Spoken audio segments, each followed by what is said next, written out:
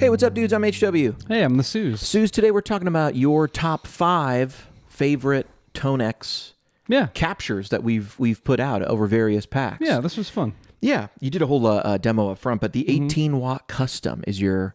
This is in no particular order, but your number one, 18-watt custom. Yeah, this was the first one I chose, and it's just kind of a do-it-all, I think. Yeah, you know, the cleans are good, the dirties are good, takes pedals well. Like, it's just kind of like a... Every time I go to it, I feel like, okay, I can track something. I don't need to keep changing, you know? Yeah, this is like an 18-watt Marshall that was made by Tyler Amps. Yeah. And it was an early 18-watt circuit. And a lot of people think that Jim Marshall got this inspiration really from the Watkins Dominator. So it's kind of an early amp, and it does stand apart. It's a smaller amp that a lot of people like for it's not a Plexi, and it's not a JTM. Yeah. Okay. That's cool.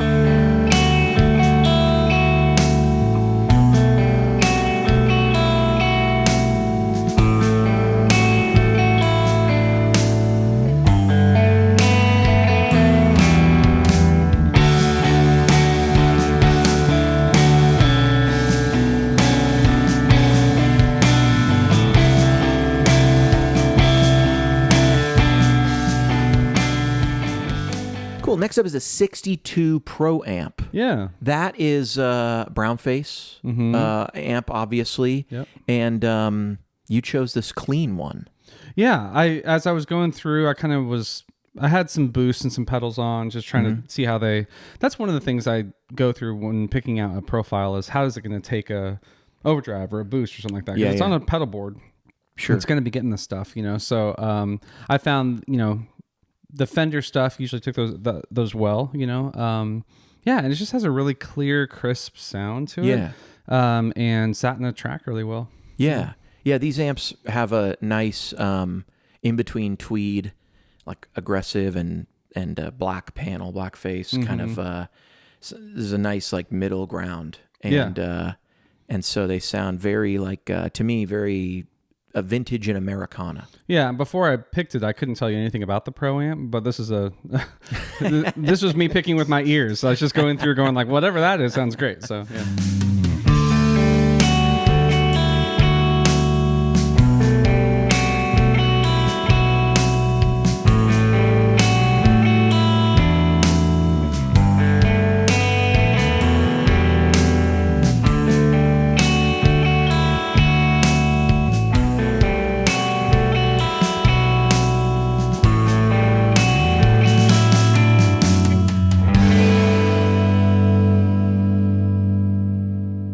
All right, 65 Deluxe Reverb Clean. Is there a more classic sound? I heard a rumor that John Mayer's Slow Dancing was recorded on one of these, actually. Really? Huh. Yeah, that could be false. Who knows? But anyway, everyone loves a Deluxe Reverb. Everyone loves a clean and overdriven, and maybe one of the most iconic amps of all time. Yeah, this is an amp. I used to be in a cover band, so we would get like backline. Yeah. So I would like get these amps, you know, but like it wasn't an old one. I know that. Yeah. And so I kind of like was like, yeah, so on these amps, and I didn't really I always liked the AC30 or Marshall something.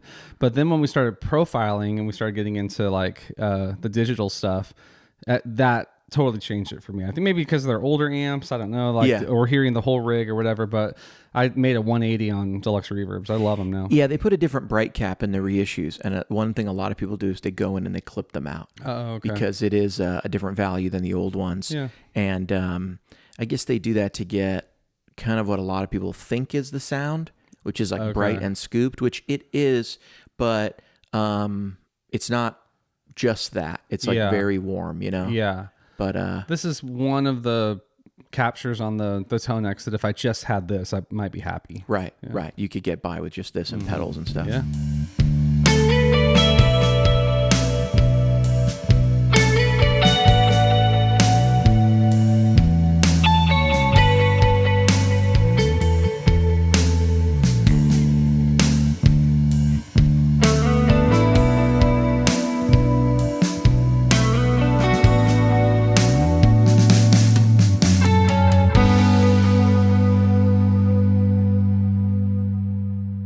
All All right, cool. A favorite of mine, 74 Purple Plexi 1.3. So this is the amp, I'll tell you from memory, is the amp on like 5.5 or 6. It's cooking. Yeah. Yeah, kind of all straight up. Yeah, and this is much different than that 18 watt we talked about at first, you know, and maybe the sound of rock and roll to me, or just like very riffs. Different, Marshall. Yeah, very different. And a lot later. This is like mid 70s, aluminum panel. Things are like rocking by this point. You know, they're kind of sizzly top end, very like rock and roll sound, 50 watt. It'll break up really nicely, but it's this, it is, like you said, the sound of rock and roll. Yeah, and I played through all of our, you know, PA Marshall stuff and the 68 Purple Plexi, the 45 100. When I clicked on the 74, I was like, okay, starring that one. It just like stands out. It's good. It's one of my favorites too. Yeah.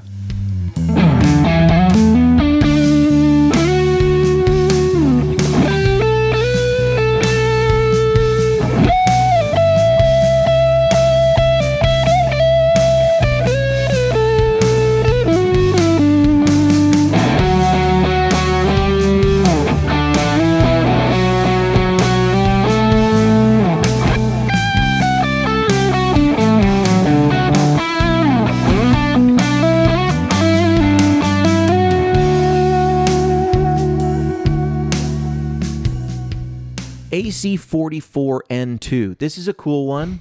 Little dirtier than I would think, but this is an amp that doesn't exist in real life. That's why I'm laughing. It's not a real amp. Yeah, this isn't a real. It's just like, what did I do? I put an amp through another amp, and like the power section, loaded it down, put it through a bigger power section, and made an AC10 into something much bigger. And this is the normal channel, but with some EQ, so it's kind of a little more balanced, I'd say. Yeah.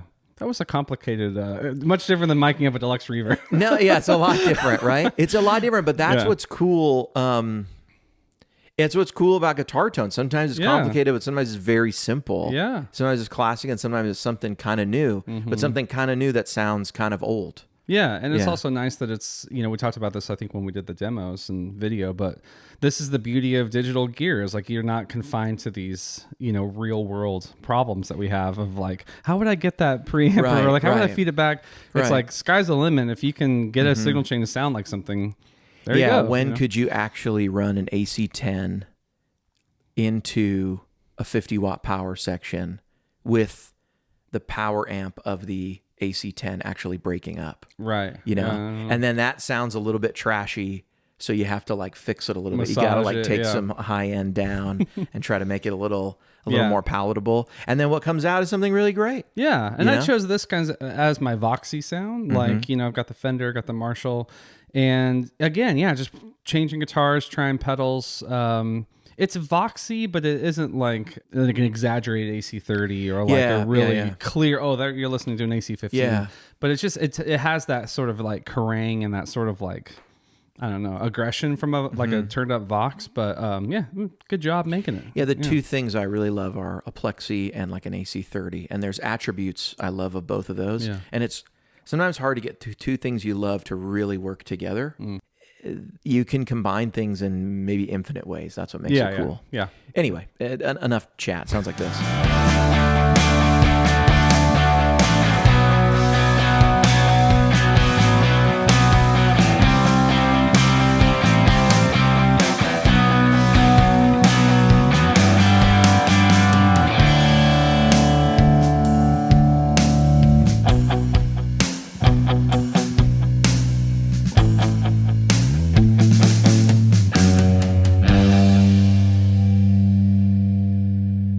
All right, Sooze, those were lovely. Great choices, if I do say so myself.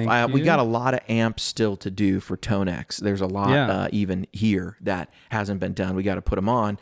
Can't help but notice you didn't have any dumbles on there. We got there's some dumbles back here. True. I got to put some more on. We do have a couple available, but... well, I'll have to go in your top 5. May have to go in my top 5. I guess I'll have to do a top 5. What would be in my top 5? We may have a little overlap, but I will purposefully try not to overlap. Yes. But the 74 Pro Plexi 1.3 could show up. Okay. Unless I choose 4. Wow. Did we just say that that's the best one we've ever made? Dude, it's my Both picking it's, it? Yeah, it might. Yeah. I mean, it's up there. It's up there. I really like that amp, Yeah. and it just goes to show you. Last couple of years, I've learned not to be too much of a vintage snob because obviously there's some great stuff from the best stuff isn't always the most expensive. Yeah, you know, true. not that a '74 Marshall is cheap by any means, Right. but you know, a '60s one goes for more, but you might just how much classic music was made on '70s Marshalls. It's really you can't say one is better than the other or whatever. You know what I mean? Angus's SG is like a later, less desirable. Right. You know, it doesn't have the PAFs, but it worked for him. It was good enough for him. Yeah, I've been HW. I've been Sooze.